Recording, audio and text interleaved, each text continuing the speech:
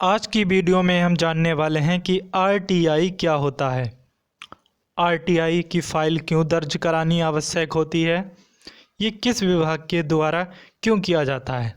तो इस वीडियो में इसी पर डिस्कशन करने वाले हैं। आइए दोस्तों शुरुआत करते हैं। आरटीआई का पूरा नाम इनकम टैक्स रिटर्न यानी आयकर रिटर्न होता है। यह एक ऐसा फार्म होता है जिसके माध्यम से व्यक्ति या संस्था अपनी आय, इनकम और उस पर दिए गए कर, टैक्स का ब्यौरा भारत सरकार के आयकर विभाग यानी इनकम टैक्स डिपार्टमेंट को देनी होती है। ये भरना आवश्यक होता है। इसके माध्यम से पता लगता है कोई भी धनी व्यक्ति वो गवर्नमेंट को कर के रूप में कितना योगदान दे रहा है और उसका योगदान कितना है, आयकर के द्वारा ही पता चलता है। और आयकर का जब प्रयोग है, जो आयकर विभाग के द्वारा धन इकट्ठा होता है उसको समाज सेवा में खर्च किया जाता है, लोक कल्याण के लिए खर्च किया जाता है। तो आगे देख लेते हैं दोस्तों। जो आईटीआर फाइल करने के मुख्य जो कारण होते हैं उनको देख लेते हैं। पहला है आय इनकम की घोषणा। इसके द्वारा इनकम की घोषणा हो जाती है और सरकार को पता लग जाता है कि आप साल भर में कितना धन अर्जित करते हैं और उसमें कितना हिस्सा सरकार को आय के रूप में देना है। आपकी इतनी आय है, आपको उस पर कितना कर देना है, वो आईटीआर के माध्यम से ही पता लगता है। दूसरा पॉइंट है टैक्स भुगतान। अगर आपने टैक्स का भुगतान किया है या टैक्स में छूट का दावा करते हैं तब भी आरटीआई के माध्यम से ही करते हैं। जो भी छूट मिलती है टैक्स में वो आरटीआई के माध्यम से ही मिलती है। उससे पता लग जाता है कि आपकी कैपेसिटी कितनी है, आप कितना उत्पाद करते हैं, आप कितना % सरकार को टैक्स दे रहे हैं। और तीसरा पॉइंट है रिफ़ंड का दावा। यदि आपने ज़रूरत से ज़्यादा टैक्स भर दिया है तो रिफ़ंड के लिए क्लेम करना भी बनता है। और ये क्लेम किसके द्वारा किया जाता है? आरटीआई के द्वारा ही किया जाता है। जैसे कोई भी धनी व्यक्ति है, उसके द्वारा उसकी कंपनी या व्यापार के द्वारा अधिक से अधिक व्यापार किया जाता है पूरे वर्ष, और उसमें क्या होता है, वो टैक्स अधिक से अधिक भरता है तो फिर उसे सरकार के द्वारा रिफ़ंड भी मिलता है। और जो रिफ़ंड को मिलने के लिए जो क्लेम करता है वो आरटीआई के माध्यम से ही कर सकता है, अन्यथा नहीं कर सकता है। क्योंकि आरटीआई एक प्रूफ होता है, सर्टिफिकेट होता है, जिसके माध्यम से आप कहीं भी दिखा सकते हो कि मैंने सरकार को इतना टैक्स दिया है या मेरा योगदान टैक्स में है।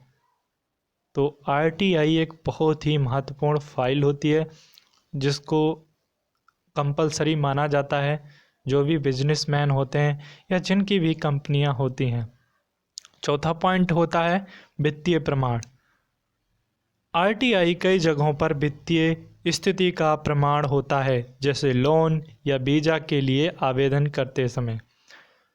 वित्तीय प्रमाण भी होता है आरटीआई। जैसे आप कोई भी बिजनेसमैन है तो आपको लोन लेना है या कहीं दूसरे देश के लिए वीज़ा लेना है, तो अगर आप आवेदन वहाँ एप्लीकेशन करते हैं तो आरटीआई की रिपोर्ट देखी जाती है। देखा जाता है कि आपका कैसा व्यवहार रहा है वित्तीय क्षेत्र में, आप सही समय से टैक्स को जमा कर पा रहे हैं या नहीं कर पा रहे हैं। तो उसके आधार पर आपको सर्टिफिकेट आरटीआई ही होता है और उसके माध्यम से आपकी वित्तीय स्थिति देख ली जाती है, आपका व्यवहार देख लिया जाता है और आकलन कर लिया जाता है कि आपको लोन दिया जाए या जो भी वित्तीय सहायता हैं आपको दी जाएंगी या नहीं दी जाएंगी बाय गवर्नमेंट। तो यही सब आरटीआई होता है। आरटीआई कुल मिलाकर हम कह सकते हैं आरटीआई वह प्रमाण पत्र है जिसके माध्यम से हमारी आर्थिक स्थिति का आकलन किया जाता है और व्यवहार भी देखा जाता है कि हम कितना सरकार को टैक्स जमा कर पा रहे हैं और हमारा व्यवहार कैसा है, हमारा रवैया सरकार के प्रति कैसा है। ये सब आरटीआई के माध्यम से ही देखा जाता है या आपकी स्थिति का आकलन किया जाता है। तो हम कह सकते हैं कि जो आरटीआई का फॉर्म है वह बहुत ही महत्वपूर्ण दस्तावेज है। अब हम देखेंगे कि जो आरटीआई है उसके कितने प्रकार होते हैं। इसके भी टाइप्स होते हैं, मेनी टाइप्स होते हैं और कई कैटेगरी में इसको बांट रखा है। पहला है ITR-1, जिसे हम सहज भी बोलते हैं शॉर्टकट में, और ये होता है साधारण वेतनभोगी, पेंशनधारी और एक घर से किराए की आय वालों के लिए। दोस्तों ITI-1 है जो वो साधारण वेतनभोगी, पेंशनधारी और एक घर से किराए की आय करने वालों के लिए होता है। जो भी किराए पे मकान देते हैं या जो भी पेंशन भरते हैं, पेंशन जिनको मिलती है, और जो भी या जॉब पे रहते हैं जिन्हें सैलरी मिलती है, वो RTI-1 उन्हें RTI-1 का फॉर्म भरना पड़ता है। उसमें मेंशन करना होता है कि उनकी कितनी सैलरी है या फिर वो किराए से कितना रुपए कमा रहे हैं, उसका आकलन सरकार को देना होता है। दूसरा हमारा है RDI-2, जिनकी आय वेतन, पेंशन, मकान किराया, पूंजीगत लाभ और विदेश से आय से होती है। जैसे जो लोग विदेशों से पैसा कमाते हैं या पूंजीगत लाभ, या जिनकी आय वेतन, पेंशन, मकान किराया होती है। जो भी व्यापारी वर्ग होता है, जो लोग अपनी इमारतें हैं किराए पर देते हैं, या जिन्हें विदेशों से आय प्राप्त होती है या पेंशन मिलती है, वो RTI-2 का फॉर्म भरते हैं। जैसे मान लीजिए कोई यूट्यूबर है, वो विदेश से पैसा कमाता है, तो उसको भी RTI-2 के अंतर्गत विवरण देना पड़ता है कि हमारी इतनी आय विदेश से प्राप्त हुई है। तो हम कह सकते हैं कि विदेश से जो आय प्राप्त होती है उसके लिए RTI-2 का फॉर्म भरना पड़ता है। तीसरा है RTI-3, जिनकी आय व्यवसाय या प्रोफेशन से होती है। जैसे किसी का अपना निजी बिजनेस है या अपना खुद का बिजनेस रन करता है, तो उसके लिए RTI-3 की फ़ाइल भरनी होती है। और वो कोई भी कंपनी वाला हो सकता है या होटल वाला हो सकता है, या बड़े बड़े अपने बिजनेस जो चलाते हैं वो RTI-3 के अंतर्गत अपना फॉर्म भरते हैं।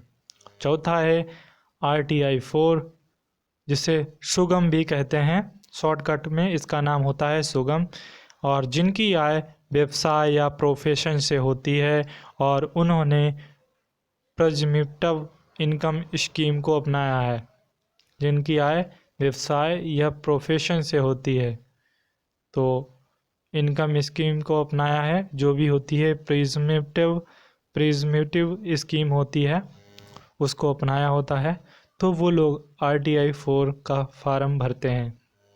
अब हम देखते हैं RTI-5 फॉर्म LLP, AOP और BOI के लिए। तो ये RTI-5 होता है LLP और AOP और BOI के लिए। दोस्तों अब हम देखेंगे RTI-6 कंपनियों के लिए, जो भी बड़ी बड़ी प्राइवेट लिमिटेड होती हैं जिसके नाम के पीछे LTD लगा होता है, वो सभी बड़ी कंपनियां RTI-6 भरती हैं और उन्हें पूरा विवरण देना होता है अपनी कंपनी का कि एक वित्तीय वर्ष में उन्होंने कितना लाभ कमाया है, कितना खर्च हुआ है। ये सब विवरण RTI-6 के फॉर्म में उन्हें भरना पड़ता है और आयकर विभाग को ये रिपोर्ट सौंपनी होती है। सातवां है RTI-7 ट्रस्ट, राजनीतिक दल, धर्मार्थ संस्थान के लिए। जो RTI-7 का फॉर्म है वो ट्रस्ट, जो भी ट्रस्ट चलती हैं, NGO चलते हैं, और राजनीतिक दल भी, जो भी पार्टियां होती हैं, BJP, कांग्रेस, इनको भी RTI-7 के अंतर्गत फॉर्म भरना पड़ता है। बताना पड़ता है कि चुनाव में कितना खर्च किया है, उनके पास कितनी इनकम हो रही है और उनके पास कितना पैसा है अब तक, और उन्होंने लोगों से कितना चंदा लिया है। ये सब जानकारी RTI-7 के तहत इनकम टैक्स डिपार्टमेंट को होती रहती है। और धर्मार्थ संस्थान के लिए भी विभिन्न प्रकार की संस्थाएं चलती हैं धर्म से संबंधित, उनमें भी काफ़ी चंदा हो जाता है। काफ़ी ऐसे मंदिर होते हैं तो उनमें भी काफ़ी आय प्राप्त होती है। उनको भी RTI 7 के तहत पूरी रिपोर्ट देनी होती है कि कितनी आय प्राप्त होती है उन्हें एक साल भर में। तो हम कह सकते हैं कि जो RTI के टाइप होते हैं वो 7 होते हैं और सब सातों अलग अलग होते हैं। ये सब आपको अच्छे से पता लग गया होगा। दोस्तों, अगर हमारी वीडियो आपको अच्छी लगी हो तो मेरे चैनल को लाइक एंड सब्सक्राइब करना ना भूलें। बोलिए जय हिंद, जय भारत। बने रहिए मेरे साथ और अच्छी से अच्छी वीडियो हमारे चैनल पे आपको आगे भी मिलती रहेंगी।